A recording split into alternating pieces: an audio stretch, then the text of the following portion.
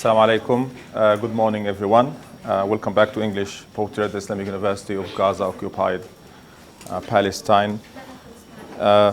Today we move from the Victorian age to the early 20th century poetry. Much of the poetry written in the first 20 years, 30 years of the 20th century can be classified as war poetry or pre-war, post-war, etc.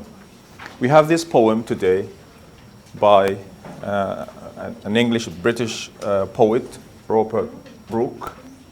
The name of the poem is The Soldier. Before I talk about that, before I talk about soldiers and war and dying for one's country, I want to ask you this question, this first question. I'll give you 1 minute to think about it and tell me what you think, what you have in mind. We're Palestinians. We've been under Israeli occupation for over 7 decades.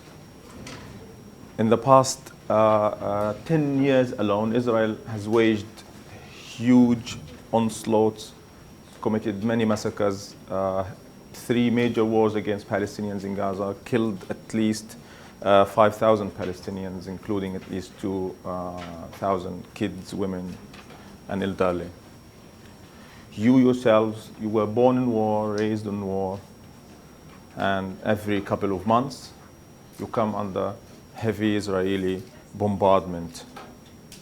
That's war. That's living war, under war, being occupied and oppressed.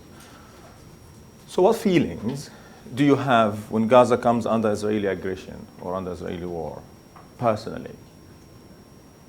Can you tell? Think about it. Like, honestly, how do you have a particular set of feelings? Do you feel this way? Do you have conflicted feelings? What does it mean to you to be living under war? Because this kind of poetry is very related to our lives.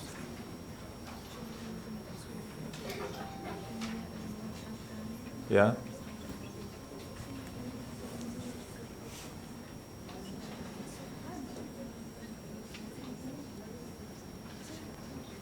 Take a minute, think. How did you feel 2 weeks ago when Israel waged its latest attack? How did you feel when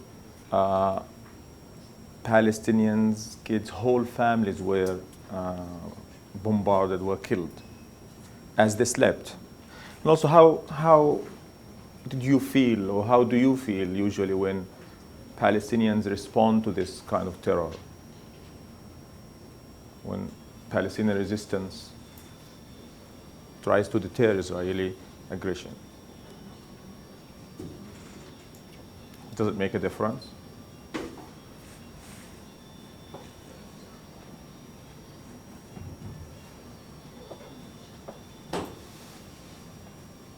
Okay, I'm just giving you a moment to think. I'm sure you already have so many things to say. Okay. When were most of you born? When? 19? Yeah, so you lived through the second intifada? Everything, yeah? Oh, still, yeah. You were born during the intifada. Okay. Actually, when we have Israeli escalation, I feel like I don't want to live this again, because in the last war in 2014, my home damaged partially, and I remember that night how we escaped from our home, even without wearing right clothes, okay. like that. So it's personal. Yeah. War is not some pie in the sky, some distant experience people talk about, you read about, you watch on TV and movies. It's something personal. Live it. What else? Thank you. Please. I sure, I feel very sorrow and sad, and I search for the time to put the sense for all the senseless and restricted the word occupations in all dictionaries. So I think this is a chance for me to write more poetry to escape and erase all the. So there's again the feelings of sadness, mainly sadness. Is it sadness? Are you sad? You like down? And I remove this sad by writing more Okay, and poetry as so you decide to do something as about a way it. of defense. Yeah. Okay. Thank you. More? Unfortunately, I describe myself mostly as an escapist because I always try to escape and try to distract my mind from all the things that are happening by. I don't know, So what kind of feelings do you experience? What kind of feelings? Yes, I do feel sad from people, but I try as much as possible to not do this, and this is so bad. But I try to not let it affect my own spirit. So you feel detached? Yes. Okay. Detached, please. Maybe you in the worst, especially you afraid not about yourself, but about your kids, your friends, your dearest one, your grandma. So your father. feelings of fear. So you are waiting for a news of someone killed, or You're anticipating. You every moment you're anticipating the death of somebody you love around you. Maybe you will die. The feeling that death is hovering around, that at any time you can be just taken away prematurely and untimely. Please. I think for all of us, it's the sense of fear of losing some of our families and friends. So that's personal more than anything else. Does it get out of this? What if you're certain, nobody is certain here, anybody can die at any moment, and that's what being Palestinian is, not in the past decade, just in the past 7 decades. So is it, if you're certain that nobody you love is going to die, is that going to make a difference? The sad thing for me is that everything I wrote, a short story or a poem, is about wars and Palestinians. So this is again some kind of a reaction to war, but at the same time how war is dominating us. Predominantly Palestinian writings are war literature. I feel unjustified, unheard, and I feel. You feel, say again? Unjustified and unheard, and I feel how life could be disordered as Israeli are asked questioned is if they killed kids or not, and they are from the first place shouldn't be here in order to. Okay. So the feelings of injustice, the feeling of being left alone, being left probably to die. There is a war outside, and I have a war inside myself. I keep questioning how people can give up their humanity. Oh yeah, that's a very good feeling. Yeah. So like you just how? Why would you bomb us? Why would you, in the first place, occupy us? Why would you bombard like this heavily crowded area and kill people and kids and mothers and fathers as they slept? Not that any other kind of bombardment is justified. Not when you say this, we have to be careful. When you're saying this, it shouldn't mean by any way that we justify or we understand the fact that Israel also kills resistance fighters. Still, this is an occupying power. Please. It feels like I'm stuck in a moment of time that isn't developed for moving. Like, I cancel all my plans, obviously, and I don't know when my life will be resumed. I keep like scrolling down news and reading news, and like whenever there is a bombing, we just go outside the window and try to navigate where this is and who of our family or friends lives there, and just keep checking, calling them, and like making sure that they're fine. I also like wrote a story about where the hospital was threatened to be bombed, and my father was there, and like, there was a bombing, and we looked at it was like Coming from that direction. from that direction, and we kept calling him, but like he wasn't answering, and people were calling us asking if we talked to him. I just relived in a moment of not knowing. Exactly. This moment of futility, if you want to say, like meaninglessness. It's like What does it mean to be alive? It's life. That's why you stop everything. If you're watching a TV show, you stop. If you're reading a book, you stop. If you're doing, like mostly, it doesn't mean you have to do this, but some people might, because they want to distract and detach themselves from the news, from the surroundings, they could do something like writing, like watching more TV, binging on some TV show you've missed, or reading a book or something, or at least, I don't know, lying there asleep, not listening to the news. Besides feeling terrified and sad, I started feeling pity to ourselves as Gazans and myself personally, because we have the minimum stage of living. On wars, we only want to not to die, and this is like something taken for granted for other people, just to be safe. So we didn't live anything. The only thing we want is just not to die, and this like we haven't experienced anything in life so far. So, what is considered to be basic human rights? The right to live in peace, the right to decent human rights, not political rights, although political rights are basic human rights. Life here has become a privilege. Life has become a luxury we cannot afford. We don't afford. We're living under siege. We've been besieged for over 10 years, 12 years. Actually, we've been besieged over 7 decades. The very existence of the Israeli occupation means that we are suffocating. We don't do what we want to do. We don't marry the people we want to marry. We don't build the house we want to build. We don't get the job. We don't travel when we want. We don't go to the country we want, because there will always be Israeli restrictions imposed on us, controlling our every aspect. Sometimes you don't eat the food you like or the fruit you like. And sometimes it's not even political. And that's why you keep asking these questions. And many people asked these questions in their writings. Please read Murid al-Barghouti's fascinating autobiography, I Saw Ramallah, رأيت Ramallah, in Arabic, but it's also superbly fascinating in English. Also read, what's her name, Suad al-Amiri, Suad Amiri's Sharona, my mother-in-law. It's very funny, very comic, very ironic book. In another Palestinian writers, sometimes Tamim's poetry does this, how they expose the fact that the occupation is arbitrary. Like sometimes we think, and I know many people will do this, like if Israel bombs some area here or there, you just ask the question, okay, there must be something that made Israel bomb this particular area or this particular house. But most often, Israel will come out and like, oops, we made a mistake. Oops, we killed these 50 people by mistake. We didn't mean to kill these. We didn't know that Israel that knows everything with the technology and everything here. That could be, it could be something arbitrary in the sense that there could be no reason. There's this movement in Israel called Breaking the Silence. They had their soldiers, consisting of soldiers, Israeli soldiers, who participated, who killed people, who were part of the occupation. And horrifying testimonies about how they would just for fun, would kill this, kill that, would shoot somebody. One of the guys was like, we killed somebody because he was walking suspiciously. And for more than a year, I was haunted by how I walked.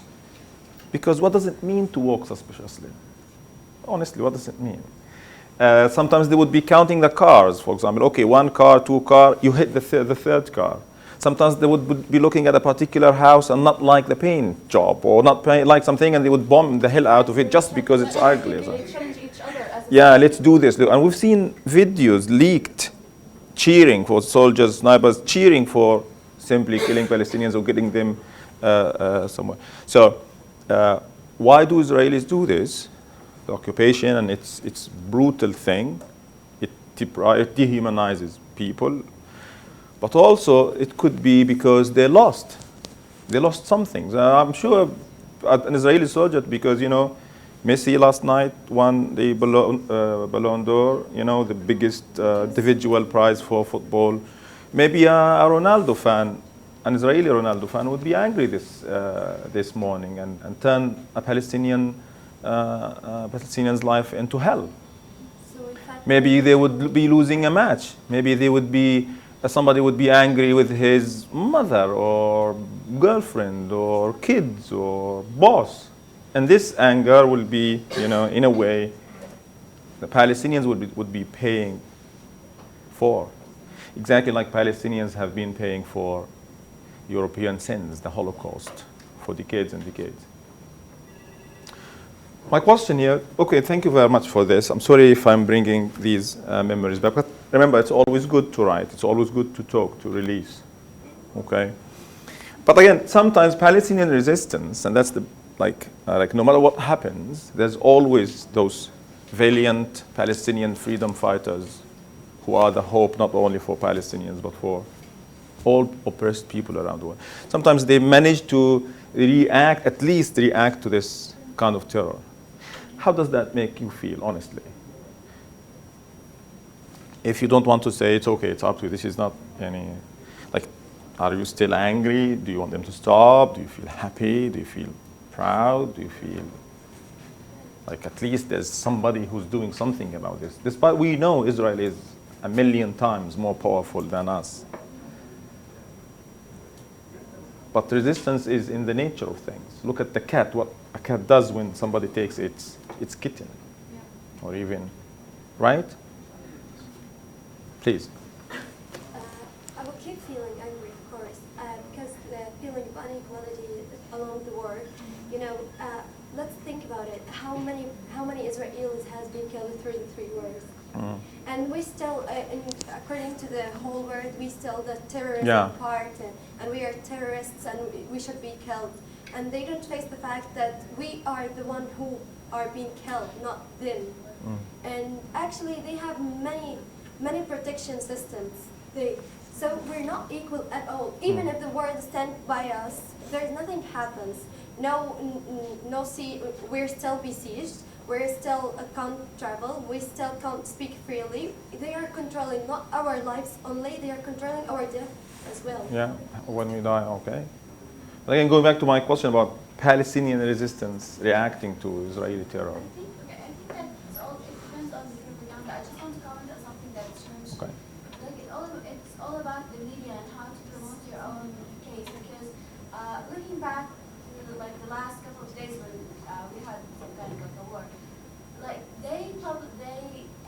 like the world went crazy on a picture that they posted on a child who could not celebrate his birthday properly because he was so afraid because of the bombing. At the same time, we had the same story, but like in a very more tragical way, which like a girl lost her 2 parents on her birthday. But they knew how to. I don't want to say to promote their case, but like they knew how to publish this or how to make the whole world aware of this and how to grab their own attention. Okay, thank you very much. That's a very good point. Yes, please. Go ahead. Anyone of you, yeah. I feel proud when we resist and we respond. Although like we all deep down know that we are not as strong as they are, but at least we are trying to defend ourselves. And in fact, I think this is shared by a lot of people because I see in social media whenever we respond, a lot of people be cheering up for the resistance. And I think that makes me very proud. Okay, a feeling of pride, a feeling of again, some justice. There is some justice there. There are people who, despite everything, who are willing to do something about it, despite the inequality, despite everything else, despite the, we having nothing, no weapons, and Israel having everything and support of the world.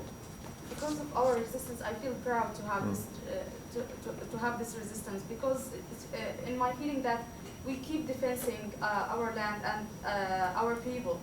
This is something, and there's something I want to mention.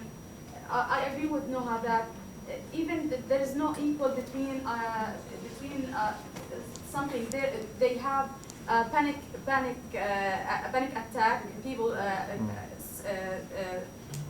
have feeling panic attack. But here we have true injuries and true martyrs here in Gaza. So where's there is no equal even in the injured side. And according to the story, they have stronger media to marketing their Israeli story. And okay, this is maybe, so I don't know. That's why it makes it more like obligatory on you, especially you studying English, to get our message out there. First of all, just at least to speak because speaking and writing are acts of resistance. Living here is an act of resistance. Sometimes eating, particular, you know, like is an act of resistance. What I'm saying is that we need to do something about it, to communicate with ourselves, to reconcile with ourselves, and also to get our message out there to the world, because this is our job, right?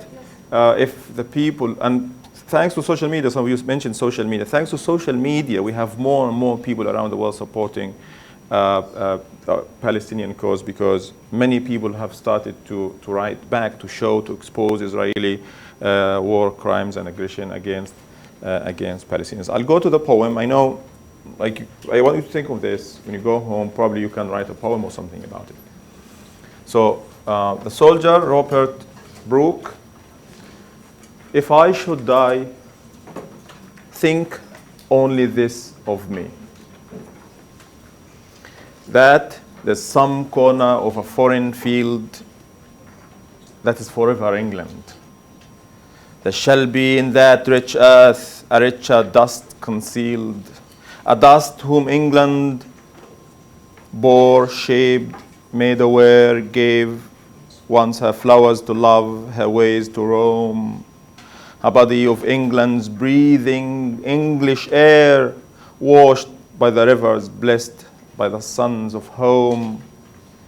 And think, this heart all evil shed away, a pulse in the eternal mind no less, gives somewhere back the thoughts by England given, her sights and sounds, dreams happy as her day, and laughter learnt of friends and gentleness in the hearts at peace under an English heaven. Do you think this man likes war? Is he pro-war or anti-war?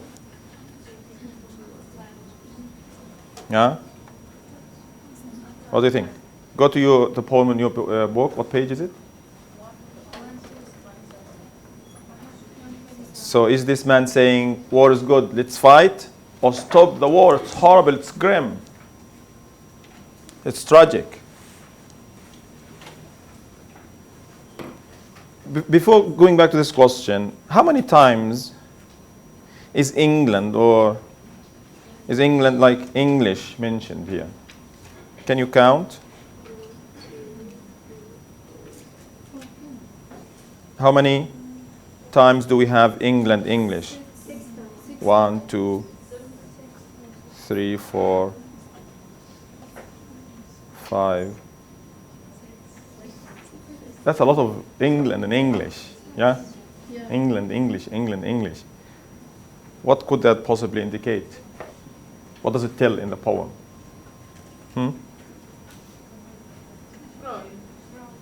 What's that?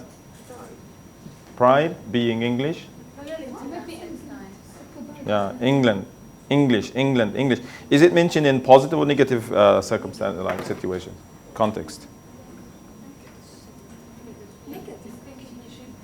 Where is negative? Where are the negative words? English heaven, is it bad? Probably for some people, even English heaven is still hell. But here, at least, this is positive, English heaven. You know? And I like how this is like English heaven. I remember this was written around 1914. English Empire, still people, you know, felt pride, being English, just being English, merely being English. Breathing English What? air. Breathing English air.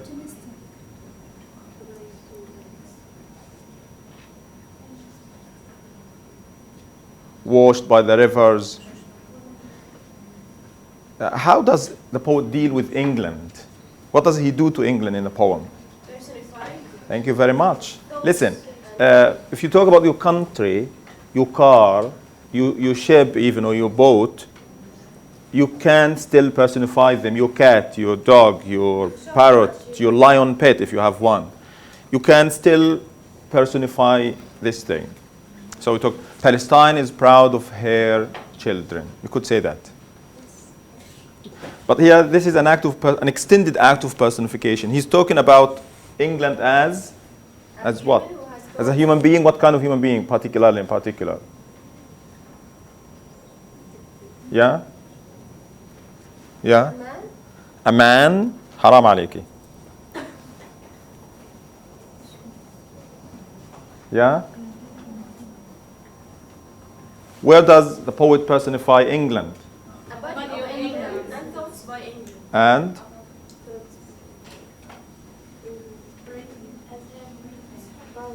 And? And? Don't repeat the things you already said, so we can see other things. And? And?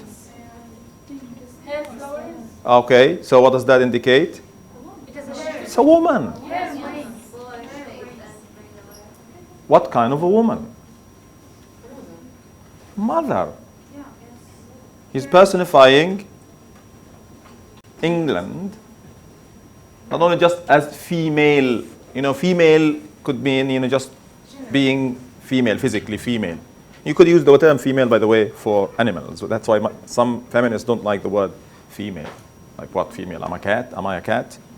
So like a woman, but this is no ordinary woman. This is a mother, a grandmother. Because the fact that the dust whom England bore is the past of bear. We usually use the passive, born. I was born. My mom bore me. This is the physical bearing, carrying, lifting. But also it could mean the fact that England here is the woman who in her belly carried this for 9 months and look at hair. Remember, I told you all the time, if there are pronouns in the text, you need to trace them to what they refer to. It's significant to understand. So there's this many repetitions of England, and there's these positive references of England. England, breathing England's air, right? English air. And also England's heaven.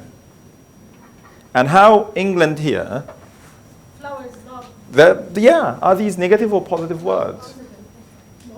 If you want to take this, only this, if I die as the negative word, the poem is predominantly negative, positive, and kind of celebratory even. There's a festive mood here. Look at this if, not when. Not if I die or when I die even. There's when I die, certain, like when Shakespeare said, when in my eternal lines, right? Yes, certainly. If I die, if I should die, if you should see Ali, this is more polite, but also, if I should die. Probably he's distancing himself from death here. The poem truly begins with I. We think this is a personal poem about a personal experience, like you just mentioned here. But as we go into the poem, this turns into an impersonal poem where the poet is distancing himself from the act of dying. Not imagining it. Like just imagining it something. If I should die, think only this of me. And the evidence here is in the fact that we don't have any I or me in the rest of the poem. So because it's all about England. It's all about boasting and bragging about that there is some corner of a foreign field that is forever England. Wow. Colonial mentality. Yeah. But if I die somewhere, there is actually a cemetery, one or two, for the English soldiers who died during the First World War, the Great War. One, not two. So there's one huge cemetery in Gaza for English soldiers who were killed in occupied Palestine. So this foreign field becomes what? Forever England. Because this area, this plot of earth contains the remains of an English man. Does that make him sad? Does that mean he is telling people don't go to die because if you die, you're going to die alone, probably hungry, angry, sad, isolated, detached? Or is he saying something else? That is forever England. There, this corner of a foreign field, there shall be in that rich earth, it's rich because this person died there. but it's going to get richer because of the body again. So this foreign field, this foreign piece of land that witnessed the death of those British English soldiers, it's rich. This earth is rich. What makes it richer? The bodies, the remains. And that's again adding to this pride here. This we make a difference. English people, British people, they make a difference. Wherever they go, they bring richness there. A richer dust concealed. Dust, it's the body, but because originally. Now a dust, what is the dust here? What does it refer to? The soldiers. Okay. Whom England bore, shaped, made aware. Look at England being the mother, being the educator, being the teacher, being the school, being the university. Gave her flowers to love. Gave once her flowers. Everything your country gave you. Everything you have, your country gave you. Also her ways to roam, to move freely when you were young or a kid. Body of England's, breathing English air. Everybody is an embodiment, is the embodiment of England herself or itself. Breathing English air.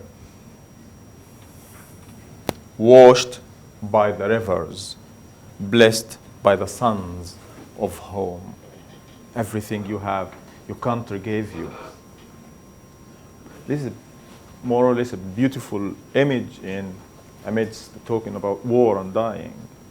Everything you have is not yours. It's your country. You don't belong to you. The suns that warmed you, English suns, the air you breathe, English air. The ways you roam were given to you by your country. And think, this is again the poet, if I should die, think only this of me. And think this heart all evil shed away. That's very, again, interesting. I'll ask you this question to think of when you go home. Because as Palestinians, we've been paying probably some of the heaviest price due to English horrible powerful declaration that gave Palestine to the Zionists, right? Yes. So this English heart, the English people, the English soldiers have no evil at all in this. Like, a snake sheds its skin but this is like more. This is spiritual. And so all the evils have been shed away, there is no evil, more or less. Tell that to Palestinians. A pulse in the eternal mind, no less, gives somewhere back the thoughts by England given. Here again, continuing to personify England, this beautiful image. Her sights and sounds, dreams, happy as her day. So this death is not a nightmare, it's a dream. And not an ordinary dream, it's a happy dream. A dream of England probably dominating again, winning the war, being victorious. And also bringing happiness and laughter to this poem.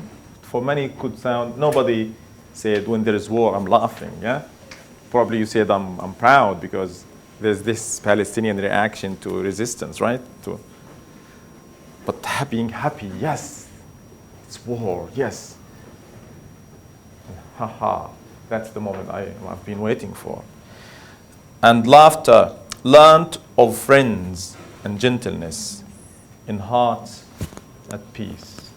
I'll be in hearts at peace, but most significantly, under an English heaven. That's a hardcore pro-war poem here. This man is saying, let's go die for our country. This man is saying, we don't own ourselves. This man is saying, if the country calls, we should be in the front. And indeed, this man joined the British Army. He was in the Navy.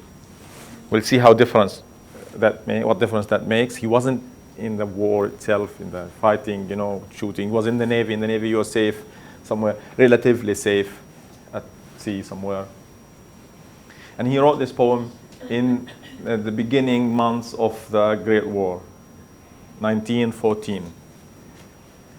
So some people think that because he was far away from the grim reality of war, the horrible, horrible scenes and realities of the war, he was kind of romanticizing war, you know, romanticizing war. So let's go, let's die for our country. It is, like Horace said, it is sweet and proper to die for one's country. And I want to notice two things here. Number one, the traditional imagery he uses. In many ways, you'll find this connected to that poetry of probably, I don't know, in Homer or Beowulf or other English heroic poetry, about poetry of battles and wars, how the fighters are heroes. They're defending their honor, their country. They're paying back the debt. But also notice also, so there's this traditional thing, traditional imagery of, you know, the sun and the, you know, things from England, the river, the image there, these beautiful images of nature, beauty. But I like, you know, this under an English heaven could just be like under heaven physically being somewhere. But heaven could also mean paradise. This could be a religious image here, a religious tone, religious language. So don't worry, if you die for your country, you're going straight to heaven. You are a martyr. You don't die any death, any ordinary death. You are a hero, and your country is proud of you, and we are going to celebrate you. And indeed, this poem has become a very famous, if you go to YouTube, many people sing this poem. And England has used this poem all the time to, again, to incite, soldiers, people to join the army to fight evil, terror around the world, to defend the crown, to defend the queen, to defend the king. And I read somewhere that this man was, he was in the army, but because he wrote many poems that are pro-war, he was, I don't know what the term is, he was called from wherever he was, and he didn't want to go back. He wanted to join the army. He wanted to fight. But the country wanted him back home safe and sound. He could write more poetry and promote, this, And again, this indicates how significant poets and poetry are. The country needs soldiers, right? But also the country needs poets to tell the people that, hey, don't worry. You're going to die a hero. And that's why we're going to compare this next class with a poem by Wilfred Owen, a man who really was at the front, who saw people die. Before we finish, I want to go through these questions, and I probably can talk about some of them in brief. So again, is this a pro or anti-war poem? Does it call for war? Does it say war is horrible? Pro-war. Unless you take this as a very, very silly argument and you think it does the opposite.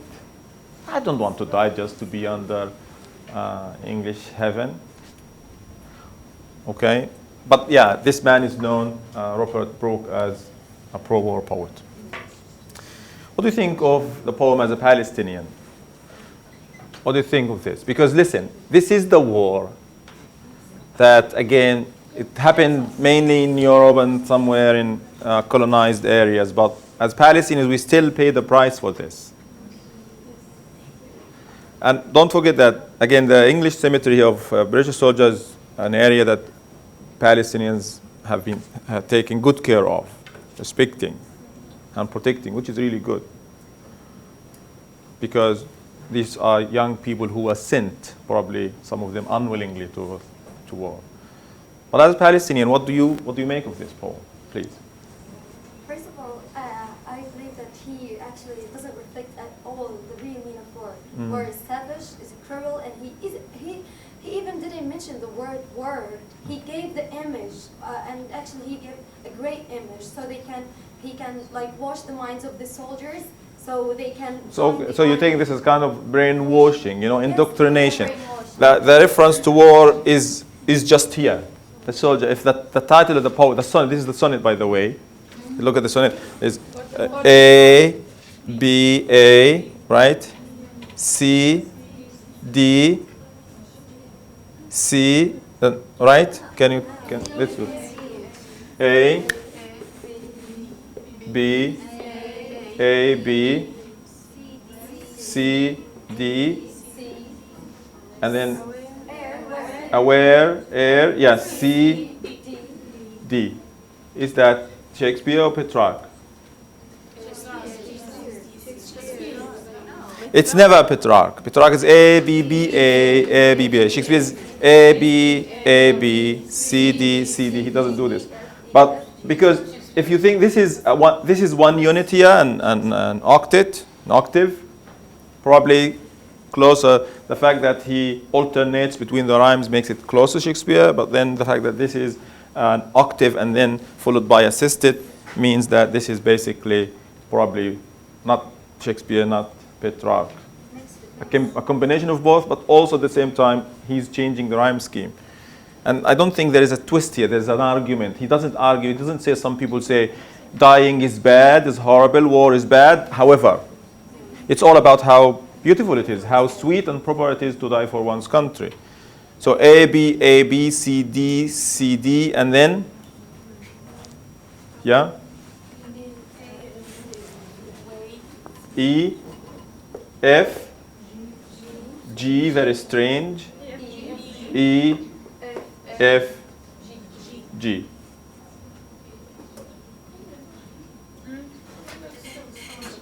He's using all Shakespeare's letters, right? But there is, we don't have a couplet here. This is assisted. Okay.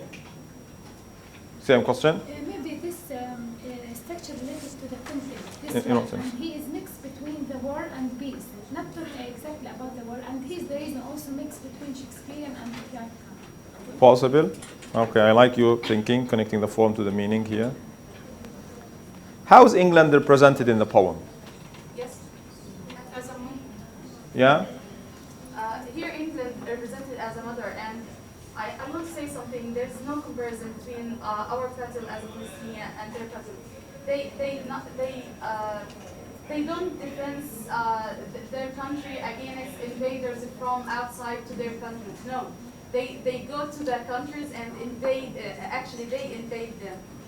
They were invading other countries and also expanding or defending the British Empire. Thank you. I would say that a Palestinian actually would write something similar to this, because Palestinians, when they go and when like freedom fighters, we call them freedom fighters because like they see their land as like the land of flowers and the everything that belongs to them. But I don't think that an Israeli soldier would think the same, except if he is really in a safe place, as you mentioned before.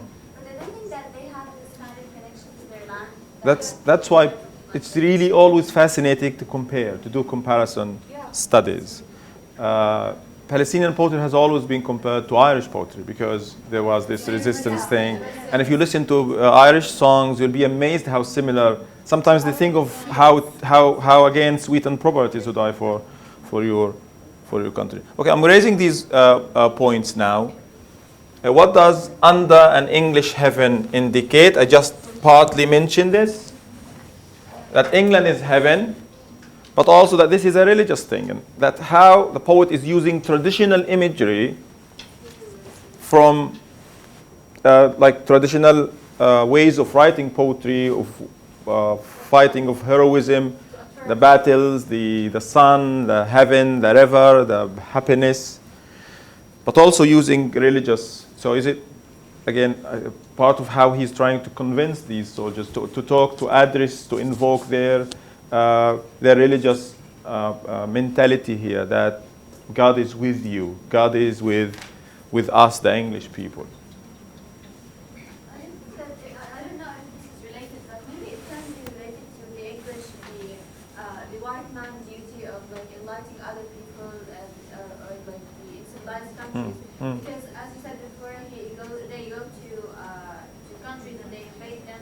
So maybe he wants to let people know that this is the English heaven that you will be having in your country when you come and invade you. So rather we're turning, okay, you're suggesting that this is how, again, the white man's obligation to go and civilize other people and turn hell on earth into heaven.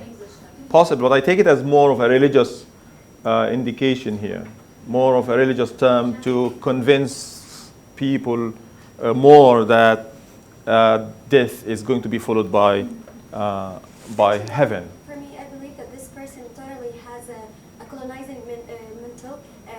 Actually, look at how many times he mentioned England. He was promising that English is going to dominate the universe, so as the heavens. That's why he mentioned. I don't think there is an indication that England will dominate, but possibly the fact that he keeps repeating, A foreign field, there will becoming be England. Okay. There is. So wherever we go, whatever we touch, remember, It like will be English. everything. There's this book, Everything Trump Touches Dies, and there is this Greek mythology. What's his name? The guy. Everything he touches turns into gold. That's very famous in English, in mythology. Who's Greek corner here doing? Who's doing Greek corner? What's the name of the guy that touches the whatever he touches turns into gold? Nope. Medeus, something like this. Like closer to Mediosa. Yeah. Okay.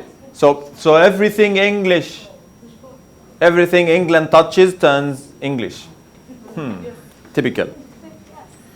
Now Brooke's poem, The Soldier, is an example of the dangers of romanticizing war, telling the young people war is fun, it's just go kill people, and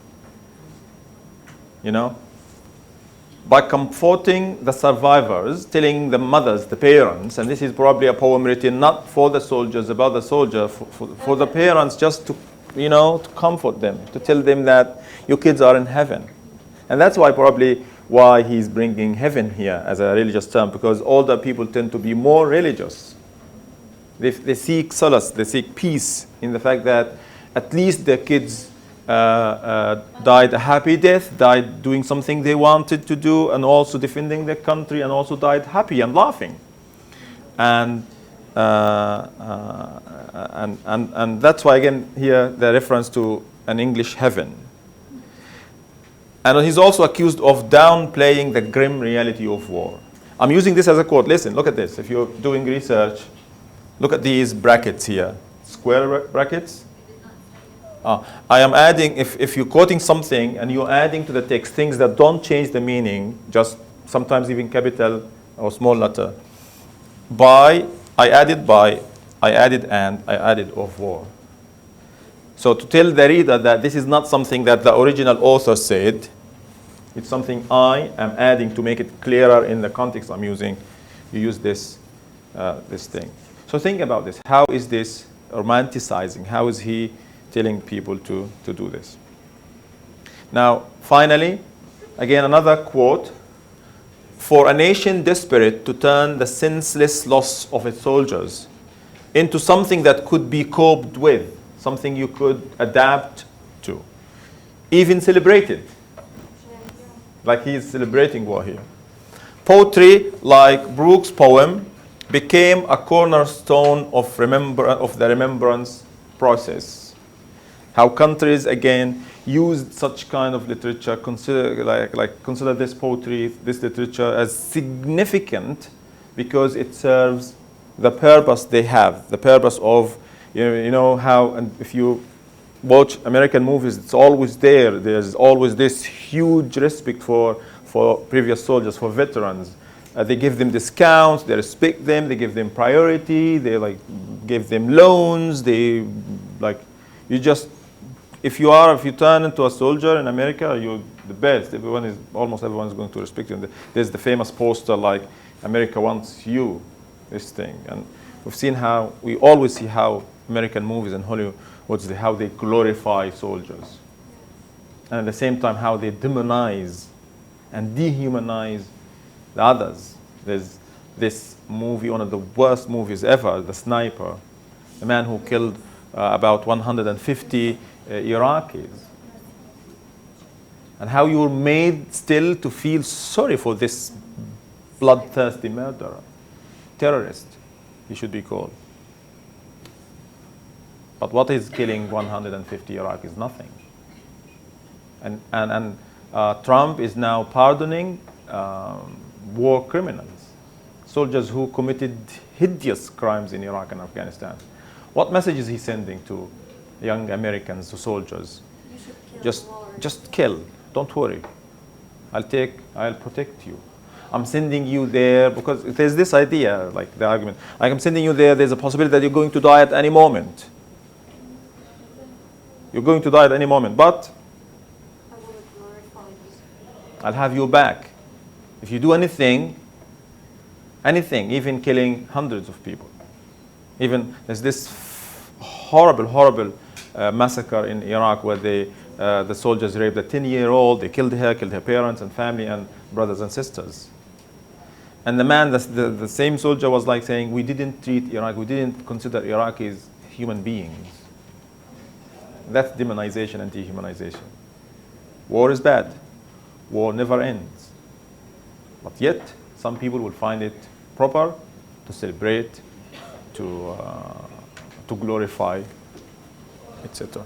So think about these things, and I'll stop here. Next class, we're doing another war poem by Wilfred Owen, Futility.